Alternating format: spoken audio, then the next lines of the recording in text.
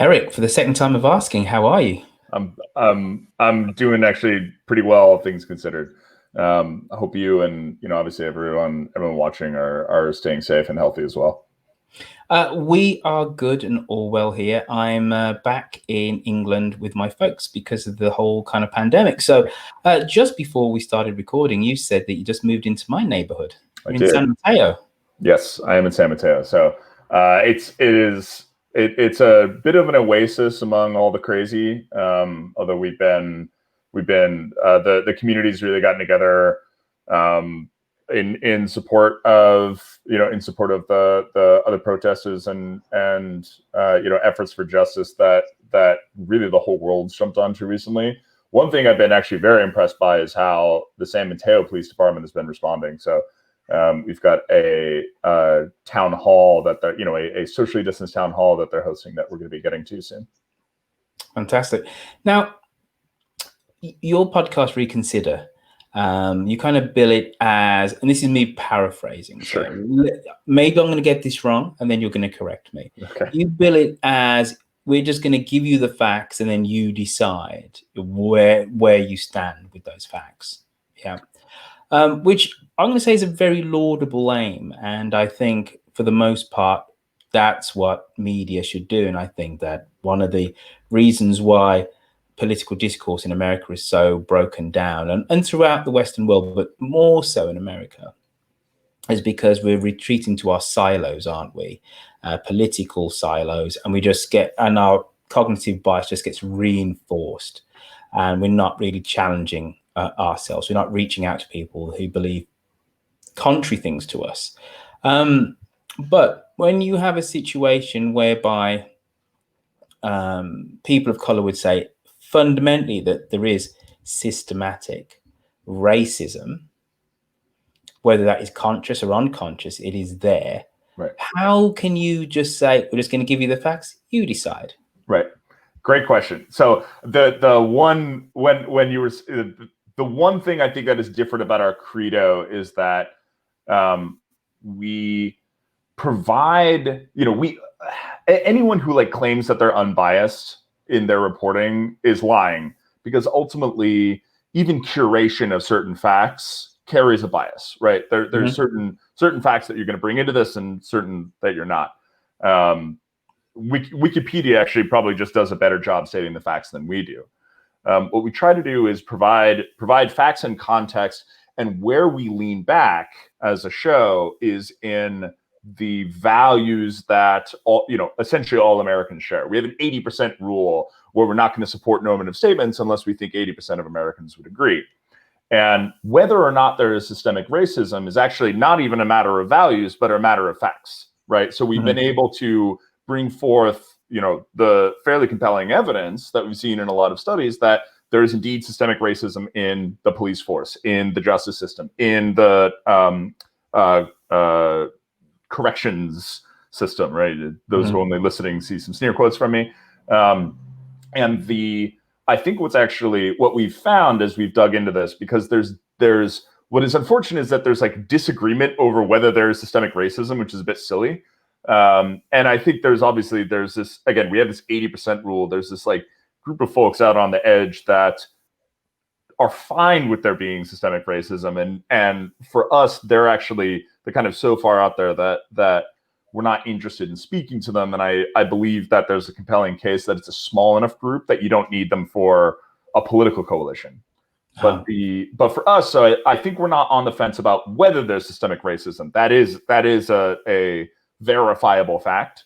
What we've been working on recently, and then I'll be quiet for a second, is how do we build a coalition of folks around taking unified action about this, specifically by thinking about how to brand the nature of this problem to essentially conservatives. I think liberals are sufficiently fired up, but how do we brand the nature of this problem that we're facing in our country in a way that conservatives get as fired up about?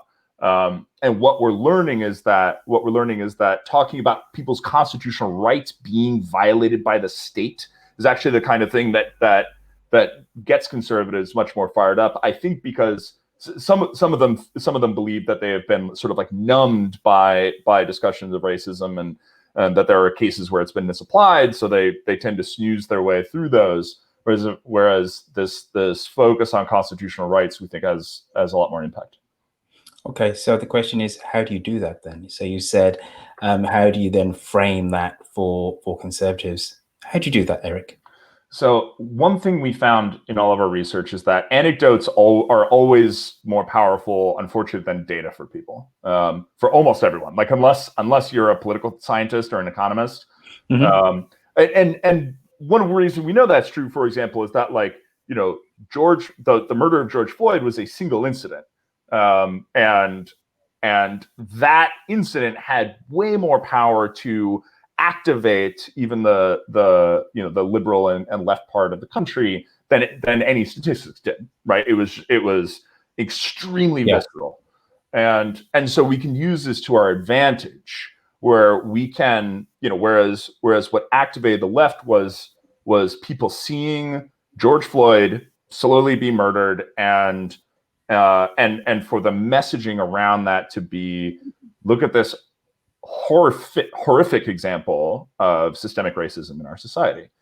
And since then, there have been hundreds and hundreds and hundreds of examples of police brutality against unarmed protesters, peaceful protesters, people who are practicing their First Amendment rights.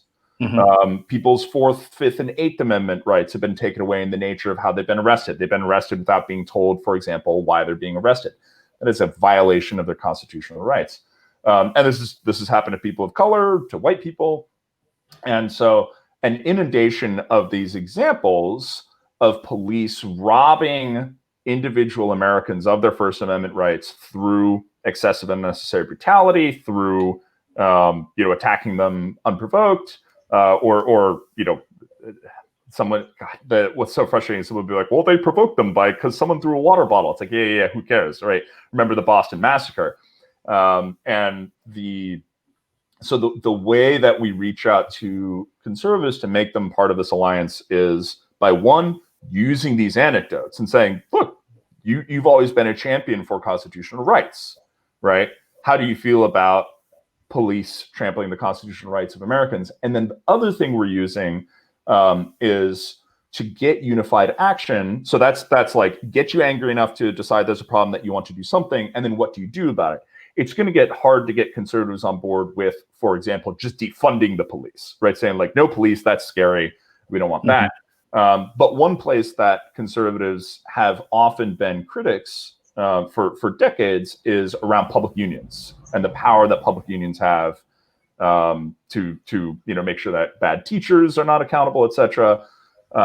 There's been a lot of research that Campaign Zero has gone through, that Check the Police has gone through, Obama.org has gone through, around how police unions are preventing reform and encouraging bad behavior. And because conservatives can get around the idea much more easily of, oh, we've got, public unions who we see as bad who we've always believed as are bad actors, are contributing to this problem, we can get around reform in that model with the pursuit of preserving constitutional rights for Americans. More time as to how effective, more time's needed to see how effective this approach is. And I think it needs a little bit more amplification first, but I think it's got a lot of potential. Can it just be, look at these abstract notions that you say, that you profess to believe in? Is that still powerful enough? Because I'm really struck by listening to you. When Philando Castile was shot dead by the policeman, he very calmly says, I have a weapon, legally so. And he was shot, murdered by the policeman whilst he was reaching for his ID. Okay. Yep. And what was really stark for me is that the NRA didn't say a word. So that anybody with any cognizance looked at that and said, the reason why the NRA did not say a word is because this was a black man with a gun. So you can still have these notions of, well, it's your Second Amendment right, your right to bear arms. Okay. But a black man proudly display any Second Amendment right is still viewed differently by people on the right. So is that enough, Erik? Good question. I may get to dodge that answer, and then I won't. One way I may get to dodge that answer is what we've seen is a sea change in the number of whites who support the term Black Lives Matter. Obviously, like Black Lives Matter as a term has kind of suffered from a smear campaign where, it's secretly a Black supremacy movement, right? Obviously, it's not. But for a long time, white Americans supported all lives matter more than Black Lives matter. And that's finally flipped. Sorry. And what people understand is what's missing is the comma as well. Yeah, exactly. That's it. Right. Yep. Yeah. There's. I saw someone with a sign who I really liked that said, "Yes, all lives." She was a Black woman at a protest. She said, "Yes, all lives matter, but we're worried about the Black ones right now. Okay, because the justice system doesn't understand that they matter as well." Yeah. So comma as well is a good way of putting it. So we may get to dodge this question kind of as a society, because I think we are seeing a change in white perspectives around Black Americans and how they're being treated by our institutions. But to have the courage to not dodge that question, is it enough? The reason I think it's enough to solve this particular problem, which is police using violence against Black Americans with impunity, right? So that's the thing that we want to solve. The reason I think it's sufficient to solve this particular problem is that if we put in place the oversight, transparency, accountability, and consequences for police, that would be necessary to protect, for example, our protesters or white Americans who are being shot by police, who they also exist, right? If those structures are put into place and there are independent judiciary boards of oversight that are looking into these, conducting the investigations, putting police in jail for incidents of violence, if that becomes consistent, then I believe that it solves this particular kernel of the problem as well. Is it sufficient? If whites don't care about the lives of Black Americans, is it sufficient to prevent future systemic racism in other parts of society? Unfortunately, not. Right. I think you need a very broad coalition of Americans who recognize the magnitude of the problem, the need for reform, and have a level of passion rather than simply blasé agreement.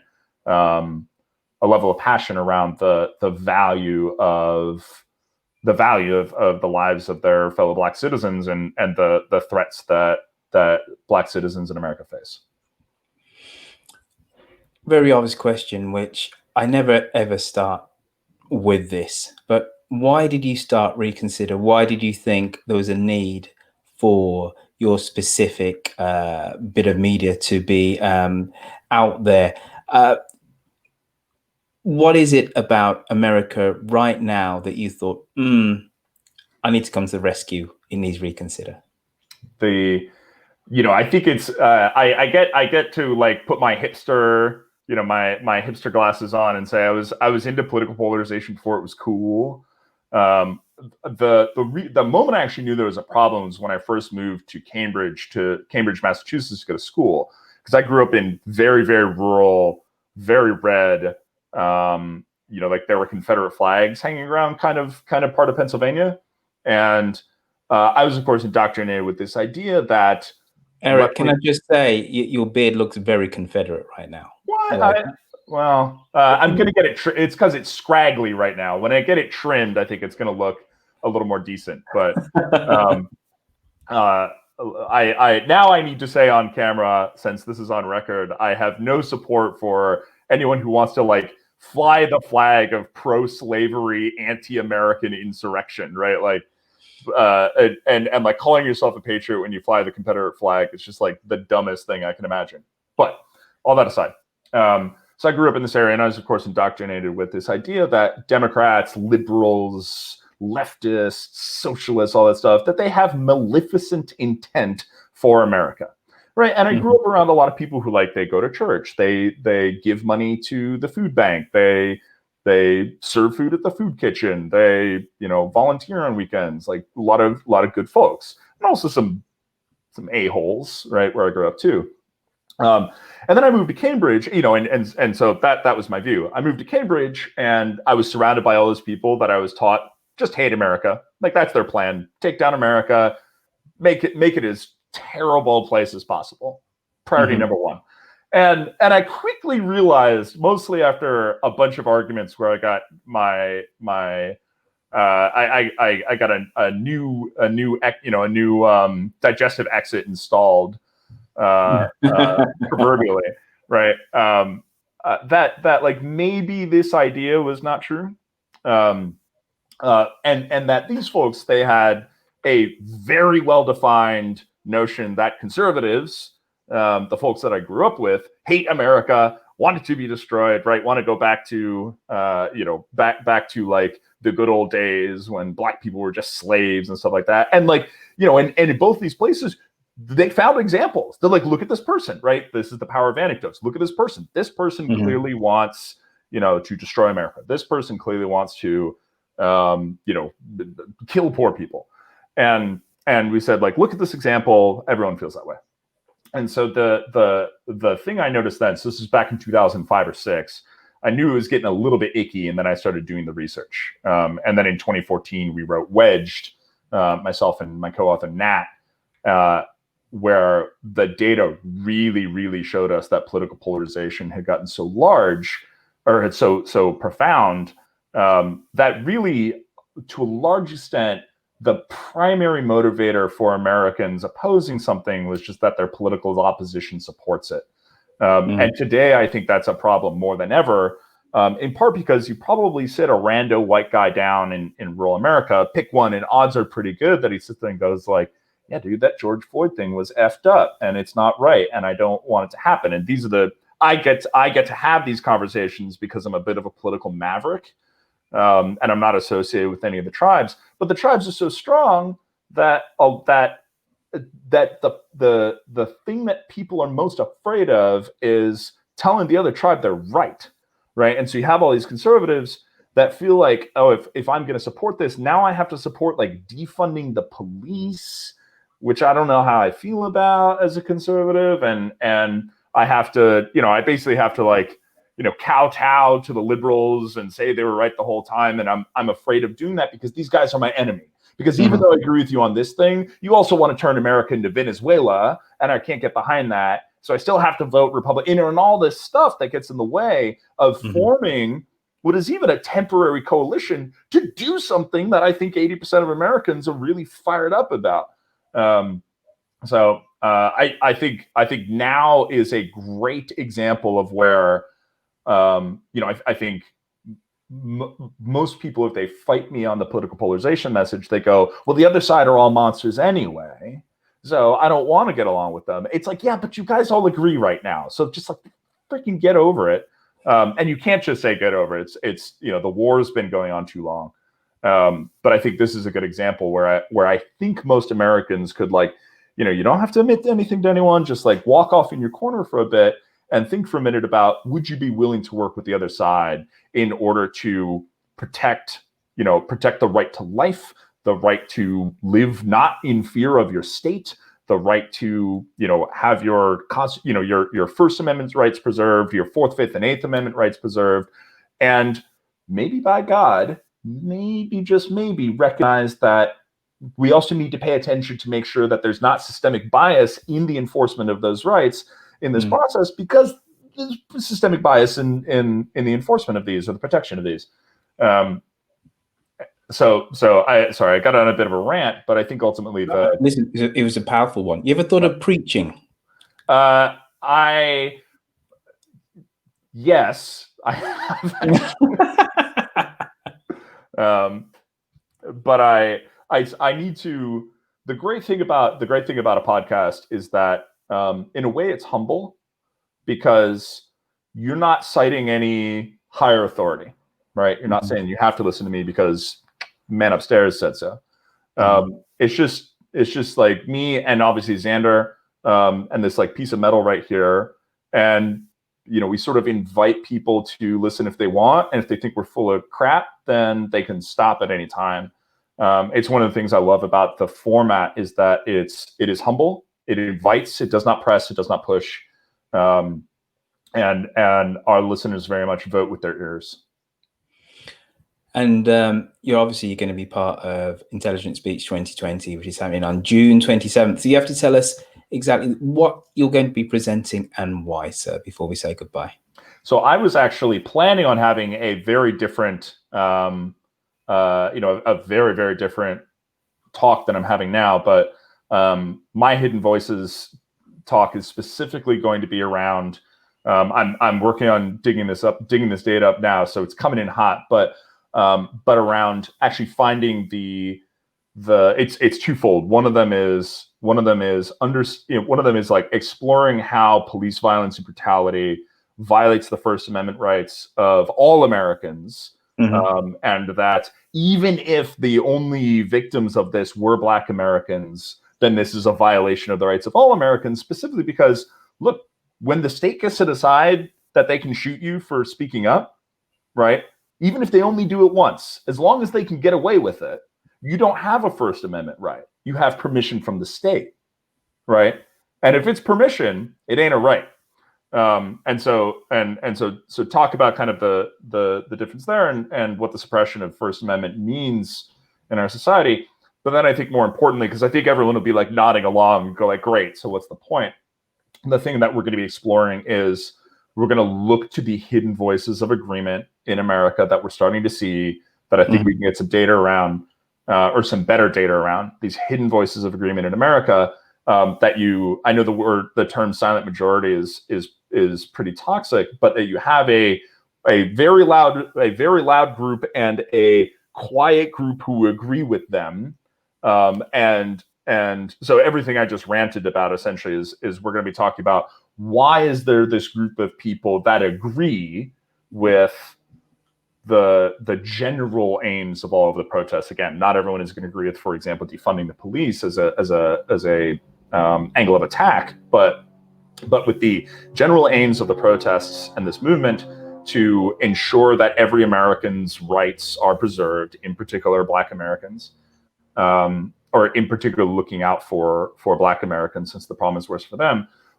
Why are these people not speaking up? Why are they not louder? What's holding them back? And how can we invite them to join us in this coalition to make progress? So I think that'll be the actually useful part of it. Erik Fogg, thank you for coming on to Intelligent Speech and whetting our appetite as to what exactly you will be presenting to us on June 27th, sir. It's truly my pleasure. Royfield, thank you as always for organizing it. I know that this year it's tougher than ever to make it work. I think it's probably now more than ever. I think there's a lot of there's a lot of material. There are a lot of folks that are coming to Intelligent Speech this year that I think have some very important messages for us. I think the timing of what you're doing and what this whole crowd is doing is very apt. I'm really like humbled and grateful to be a part of it, and I hope that I can contribute something meaningful to the work as well. Take care, sir. Bye bye. Thank you, Rufa.